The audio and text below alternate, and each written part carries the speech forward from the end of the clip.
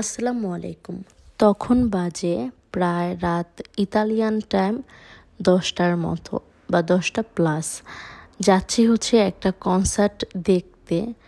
তো আমি হচ্ছে টুকটাক করে রেডি হয়ে নিচ্ছি। আপনারা কিন্তু সবসময় আমার ব্যস্ততার লাইফেই দেখেন, বাট আমি কিন্তু ঘুরতেও অনেক বেশি পছন্দ করি।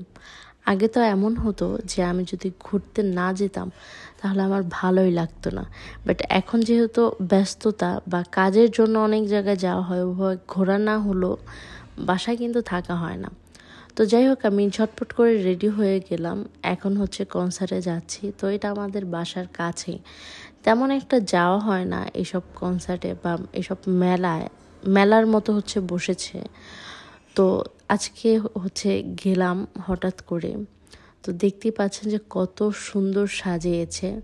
তো যার পরে হচ্ছে দেখলাম যে খুবই সুন্দর গান হচ্ছে। কিন্তু আমি এই জায়গায় আসার মূল কারণ হচ্ছে আতশবাতি। আমার কাছে এত ভালো লাগে, এত ধরনের আতশবাতি ফোটানো হয়, বাট মানে কি বলবো, আমরা যাওয়ার আগে হচ্ছে এটা হয়ে গিয়েছে। তো সেই পর্ব আর আমরা পাইনি। এরপরে হচ্ছে আরেকটা দিনও এই মেলাটা আছে আর কি, এই ফেস্তাটা। কিন্তু আমি আর যেহেতু সময় পাবো না, মনে হয় না যাওয়া হবে। তারপর হচ্ছে অনেক ধরনের দোকান বসেছে, বাচ্চাদের অনেক ধরনের খেলনা বসেছে।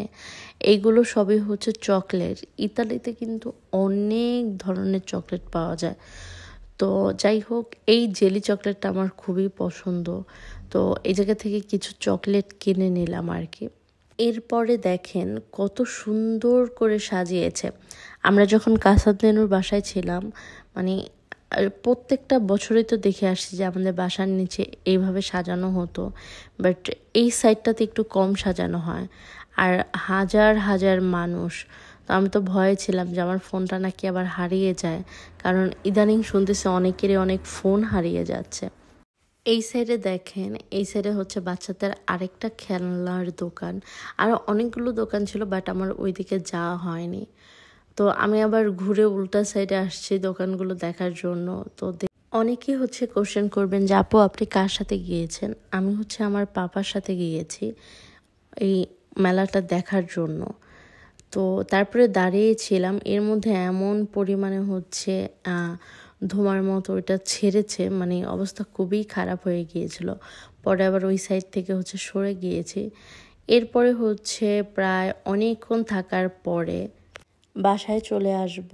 আর বাসায় আসার সময় মানে হালকা বাতাস ছিল, খুবই ভালো লাগতেছিল।